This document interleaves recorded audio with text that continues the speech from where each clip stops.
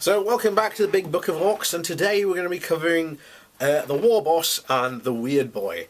So last edition the Warboss was probably the unit you saw most of, probably next to Gazgul as a character.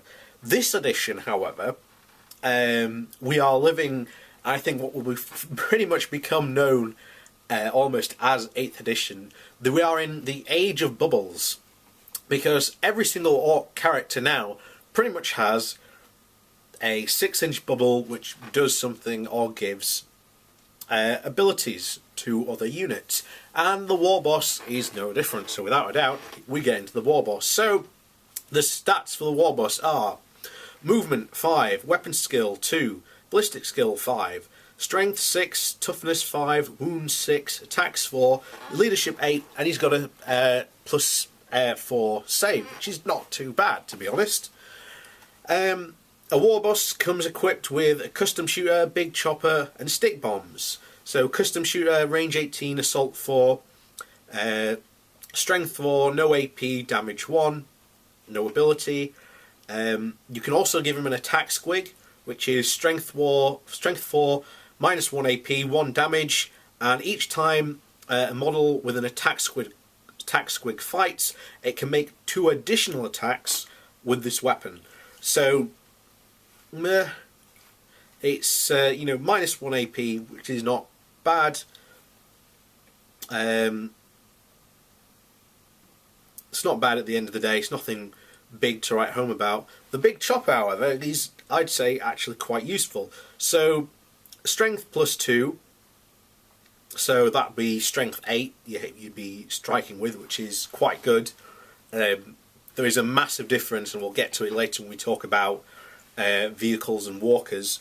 The difference between hitting at strength 7 and hitting at strength 8, it is massively different, particularly when you're attacking hard vehicles.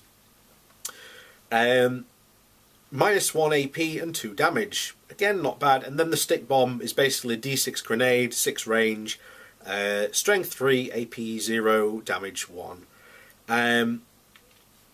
War gear options. Basically, the Orc Warboss can be pretty much equipped with any and all war gear. It may replace its custom shooter with an item from the shooty weapons or choppy weapons list. It may replace its big chopper with one item from the choppy weapons list. So basically you're wondering, where's the power claw? It's in the choppy weapons list, but we'll get to the power claw in a bit. So abilities, here we go, and mob rule, which we've already gone through in the previous video, and we get to the new War.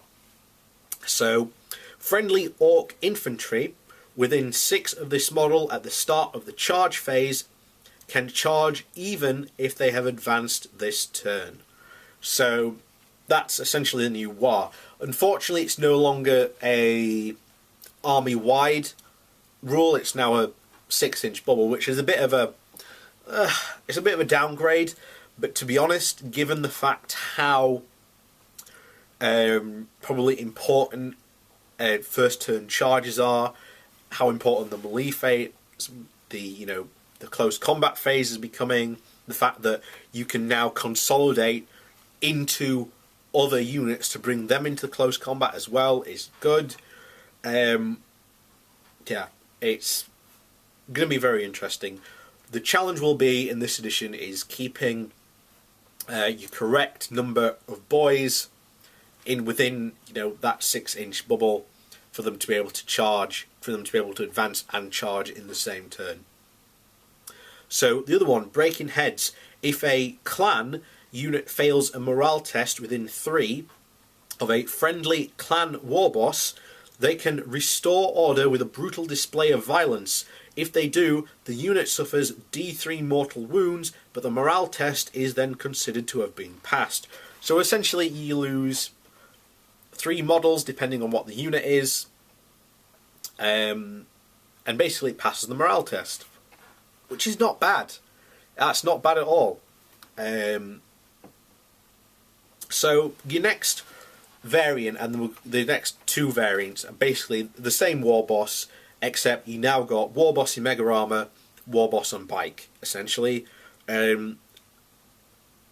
Same abilities, same weapon options.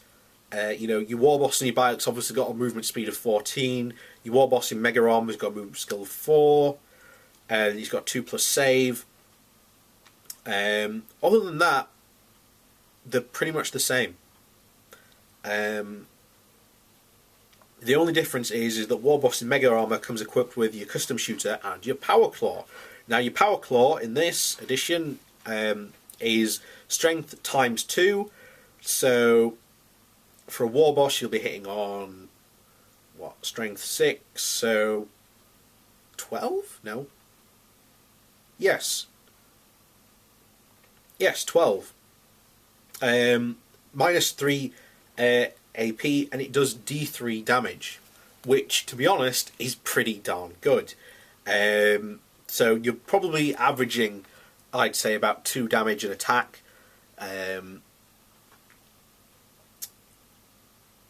So with 4 attacks, that's pretty good.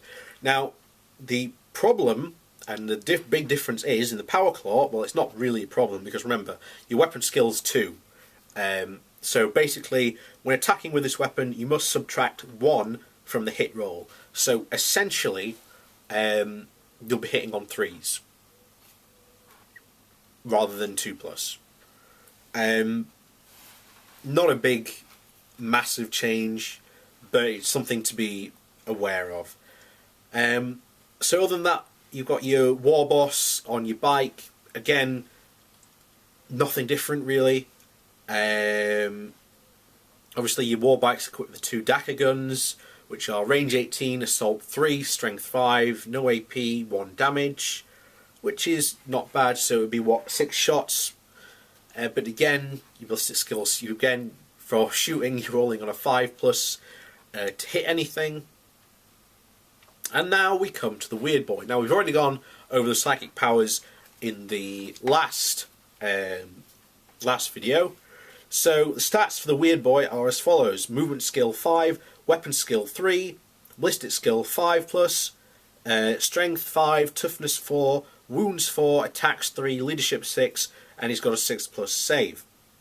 And the Warboy comes equipped with a Weirdboy staff, which is +2 strength, -1 AP, and D3 damage. So it's not bad. Again, you take the Weirdboy for Warpath and the Jump because those are the 2 best psychic abilities. Particularly, as we've already discussed, first turn charges are huge for this edition. So being able to teleport your guys within 9 inches and being able to get that charge off, probably even from behind them, or literally, as I said, putting them right up in the face of your enemy, is pretty good. So he's got Here We Go and Mob Rule. He also has War Energy. So you add 1 to any psychic test rolls made for this model for every 10 Orc infantry models within 10. Which is not bad. So if he was next to a unit of 30 boys, he gets a 3+ added to his psychic test roll. However, and there is always a however with this, like there was in the last edition, if the total of the test result is 12+, this model instantly suffers Perils of the Warp exactly if you had rolled a double 1 or a double 6. Again, it's like last edition, you're probably taking a wound or something similar along those lines. So that's it for this edition. Warbosses, as in last edition, still massively important to your army. They are providing the war, which is what you need to be able to advance and charge, which is massive. Again, I cannot understate in this edition being able, when you charge first, being able to attack first is massively different for the Orks. And if you're an Ork player, you know exactly what I mean by always being the one to strike second, even though you charged first. You've got no problems this time around. This time around, obviously depending on Overwatch, you'll be striking at maybe, again, if you take 30, depending on Overwatch, you'll probably be striking with about, 26, maybe even all 30, depending how badly Overwatch went. It can get quite deadly, and of course, large buckets of dice are highly advised for any Ork army. So, that's this time. Next time we'll be covering the Big Mech and the Mech.